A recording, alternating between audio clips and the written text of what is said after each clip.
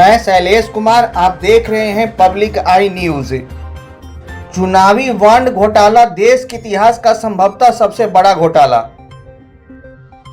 उक्त बातें supreme court के प्रसिद्ध वकील प्रशांत भूषण ने पटना में प्रेस वार्ता के दौरान कही। उन्होंने इलेक्टोरल बॉन्ड घोटाले की एसआईटी जांच के लिए सुप्रीम कोर्ट में पीआईएल दाखिल किया है। प्रेस वार्ता में बिना नाम लिए प्रशांत भूषण ने एनडीए सरकार पर भी सवाल उठाया। उन्होंने कहा कि रूलिंग पार्टियां इलेक्टोरल बॉन्ड के नाम पर धन इकट्ठा करने का काम करती है, चाहे वह केंद्र सरकार की हो या फिर विभिन्न राज्यों में बनी सरकार, सभी ने बॉन्ड के जरिए धन इकट्ठा करने का काम किया। यह देश ही नहीं अपितु विश्व का सबसे बड़ा घोटाला है। प्रेस वार्ता को संबोधित करते हुए प्रशांत भूषण ने कहा कि दो तरह के इसके जस्टिफिकेशन दिए गए। पहला तो जेटली साहब ने दिया था कि हम गुप्त बॉन्ड इसलिए ला रहे हैं कि अगर कोई कंपनी खुले में डोनेट करती है कोई पॉलिटिकल पार्टी को, और अगर वो ऑपोजिशन को डोनेट करे तो रूलिंग पार्टी जो है, सत्ताधारी पार्टी, उसको प्रताड़ित कर सकती है उस कंपनी को कि तुमने ऑपोजिशन को क्यों चंदा दिया। इसलिए हम गुप्त बॉन्ड लाए। और मोदी जी ने ये जस्टिफिकेशन दिया बाद में कि हम जो कैश डोनेशंस होते थे पॉलिटिकल पार्टियों को, वो कैश कम करना चाहते थे, इस वजह से इलेक्टोरल बॉन्ड लाए। क्योंकि इलेक्टोरल बॉन्ड तो आप बैंक से ही खरीद सकते हैं और कोई ऐसा ही जना खरीद सकता है जो चेक से या ड्राफ्ट से वो पैसा दे स्टेट बैंक को और उससे इलेक्टोरल बॉन्ड खरीद ले। दूसरी बात है कि इलेक्टोरल बॉन्ड एक बार किसी ने खरीद लिया तो वो किसी और को भी दे सकता है और वो जना जाके पॉलिटिकल पार्टी को दे सकता है। अब ये दोनों ही जस्टिफिकेशन झूठे निकले, क्योंकि स्टेट बैंक ऑफ इंडिया तो भारत सरकार का बैंक है और स्टेट बैंक ऑफ इंडिया ने इन बॉन्ड के ऊपर एक गुप्त नंबर रखा हुआ था और वो नंबर अल्ट्रावायलेट लाइट में दिखाई देता था। और जब वो बैंक किसी को बॉन्ड बेचता था तो वो बॉन्ड का नंबर रिकॉर्ड किया जाता था, और जब वो बॉन्ड कोई पॉलिटिकल पार्टी अपने खाते में जमा करती थी, फिर से स्टेट बैंक उस बॉन्ड का नंबर वहाँ लिखता था। तो इसलिए स्टेट बैंक ऑफ इंडिया को तो ये बात पता थी कि कौन से नंबर का बॉन्ड किसने खरीदा और किस पार्टी ने उसको अपने खाते में जमा किया। तो इसलिए जेटली साहब का ये कहना स्टेट बैंक ऑफ इंडिया को पता था, यानी कि रूलिंग पार्टी को पता था। तो इसलिए ये जस्टिफिकेशन तो बिल्कुल बोगस था। यानी कि रूलिंग पार्टी को तो ये पता लग रहा था कि किसने चंदा ऑपोजिशन को दिया, किसने उनको दिया, लेकिन ऑपोजिशन पार्टीज को ये बात नहीं पता लग रही, जनता को ये बात नहीं पता लग रही। अच्छा, मोदी जी ने जो जस्टिफिकेशन दिया कि भाई हम कैश को कम करना चाहते थे या कैश खत्म करना चाहते थे, ये भी गलत था। क्योंकि देखिए, कैश दो तरह से पॉलिटिकल पार्टियों को दिया जाता है। एक तो कैश ऐसे ही दे देते हैं जो पॉलिटिकल पार्टी अपने अकाउंट में दिखाती ही नहीं है, वो बस कैश रख लेती है और इलेक्शन में यूज़ करती है। जैसे आजकल कैश को पकड़ा जाता है इलेक्शन के दौरान, उसी तरह से पॉलिटिकल पार्टियों को खूब कैश मिलता है जो कि अपने अकाउंट में नहीं दिखाते। लेकिन जो कैश अकाउंट में दिखाते भी हैं, उसमें इन्होंने एक ऐसा कानून बना रखा है कि 20,000 से कम के टुकड़े में अगर आपको पैसा मिले तो आपको ये बताने की ज़रूरत नहीं है कि किसने आपको वो पैसा दिया।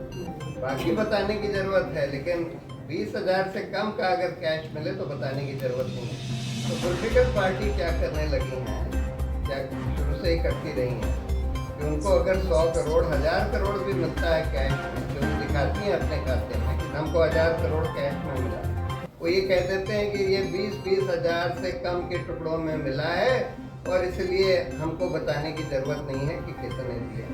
तो वो भी जस्टिफिकेशन बोगस था, क्योंकि ये कोई कानून नहीं लाया गया कि कोई पॉलिटिकल पार्टी कैश में डोनेशन ले नहीं सकती। ये ला सकते थे, कानून आसानी से ला सकते थे, अगर इनका मकसद ये था कि इलेक्शंस में कैश ना यूज हो, तो वो आसानी से कानून बनाया जा सकता था। सिर्फ एक अमेंडमेंट करते रिप्रेजेंटेशन ऑफ पीपल एक्ट में कि आगे से कोई पॉलिटिकल पार्टी कैश में पैसा नहीं लेगी, कैश में खर्चा नहीं करेगी और सब कुछ बैंक के ही थ्रू होगा। और अगर किसी को पकड़ लिया गया तो वो पार्टी को डिस्क्वालीफाई कर दिया जाएगा, उसका रजिस्ट्रेशन कैंसिल कर दिया जाएगा। ये कानून बना सकते थे, नहीं बनाया।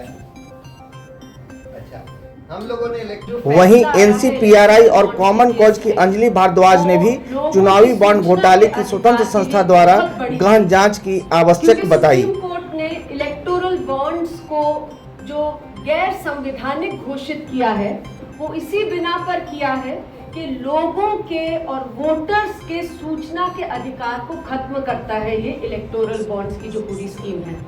अगर हम समझें, अभी चुनाव चल रहे हैं पूरे देश में और हम वोट करने जा रहे हैं। वोट जब हम करते हैं सामने तमाम पार्टियां होती हैं और पार्टियां जो हैं, आज पैसे का खेल बन गया है चुनाव।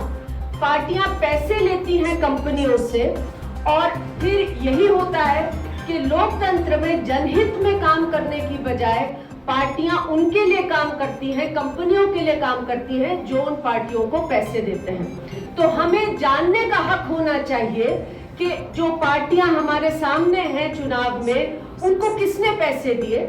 और हम ये तभी जान पाएंगे कि जब हम अपना वोट कास्ट करेंगे तो वो पार्टी किस कंपनी के लिए काम करेगी। और सुप्रीम कोर्ट ने यही कहा कि अगर इलेक्टोरल बॉन्ड्स जैसी स्कीम है जो कि एक लीगल जामा पहना रही है, कानूनी जामा पहना रही है अनोनिमिटी को, गोपनीयता को पॉलिटिकल पार्टी फंडिंग में, वो हमारे जानने के अधिकार को खत्म करती है। और जो अनुच्छेद 19(1)(a) है हमारे संविधान में, जो कहता है कि हमें बोलने की आजादी है, अभिव्यक्ति की आजादी है, वो तभी हो सकती है जब हमें जानने की आजादी हो और जानने का हक हो। तो कोर्ट ने ये एक बहुत ही अहम फैसला दिया है जो लोकतंत्र में हम सभी लोगों के जानने के अधिकार को सुनिश्चित करता है। अब आश्चर्य की बात यह है कि जजमेंट आ गई। प्रशांत ने आपको बताया कि बहुत ही शानदार जजमेंट है। कोर्ट ने केवल ये नहीं कहा कि इलेक्टोरल बॉन्ड को गैर संवैधानिक है इसलिए बैन कर दिया जाए, कोर्ट ने ये भी कहा कि तमाम सूचना जो है वो बाहर कर दी जाए कि 12 अप्रैल 2019 से लेकर अब तक कितने इलेक्टोरल बॉन्ड खरीदे किसने और किस पार्टी को दिए, ये सारी सूचना सामने दी जाए। आश्चर्य की बात यह है कि इतने क्लियर संविधान पीठ कॉन्स्टिट्यूशन बेंच के फैसले के बाद भी हमारे प्रधानमंत्री, गृह मंत्री और तमाम मंत्रीगण जो हैं वो आकर आज ये बात बार बार दोहरा रहे हैं कि इलेक्टोरल बॉन्ड की स्कीम तो बहुत अच्छी स्कीम थी। आज भी प्रधानमंत्री कह रहे हैं कि ये स्कीम जो है ये सक्सेस स्टोरी थी, क्योंकि अगर ये स्कीम नहीं होती तो लोग जान नहीं पाते कि किस कंपनी ने किसको पैसा दिया, किस पॉलिटिकल पार्टी को। अब इसमें हमें याद रखने की जरूरत है कि ये स्कीम की देन नहीं है, ये सरकार की देन नहीं थी। ये स्कीम तो ऐसी स्कीम थी जिससे कि पूरी तरह से गोपनीय तरह से कितना भी पैसा कोई भी पॉलिटिकल पार्टी को दे दे, इलेक्टोरल बॉन्ड्स के जरिए से किसी को मालूम ही नहीं पड़ना था कि किसने पैसे दिए। सुप्रीम कोर्ट का जजमेंट आया है, उसी कारण आज हम ये जान पाए हैं कि किसने कितना पैसा किस पॉलिटिकल पार्टी को दिया इलेक्टोरल बॉन्ड्स के थ्रू। और हम सभी ने देखा कि इस जजमेंट के बावजूद कैसे एसबीआई ने कोशिश की कि इलेक्टोरल बॉन्ड्स का डेटा 3 हफ्ते में ना देकर 4 महीने और बाद दिया जाए जब चुनाव खत्म हो जाएंगे। तो ये जो मंशा दिखाता है रूलिंग। गौरतलब है कि इलेक्टोरल बॉन्ड इसलिए लाया गया कि गुप्त तरीके से पॉलिटिकल पार्टियों को चंदा दिया जा सके। यह इलेक्टोरल बॉन्ड एसबीआई के किसी भी ब्रांच से खरीदा जा सकता था। यह इलेक्टोरल बॉन्ड 1000 रुपये से 1 करोड़ तक का होता है। मैक्सिमम चंदा 1 करोड़ के इलेक्टोरल बॉन्ड के रूप में ही विभिन्न पार्टियों को प्रदान की गई है।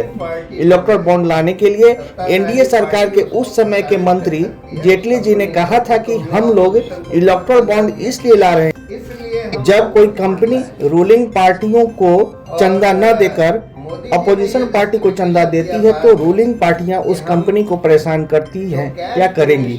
अगर यह चंदा इलेक्ट्रल बॉन्ड के रूप में होता है तो किसी को पता नहीं चलेगा कि कौन कंपनी किसको चंदा दे रही है। बाद में मोदी जी ने कहा कि कैश डोनेशन को कम करने के लिए हमने इलेक्ट्रल बॉन्ड को लाया, क्योंकि यह बैंक से ही खरीदा जा सकता है।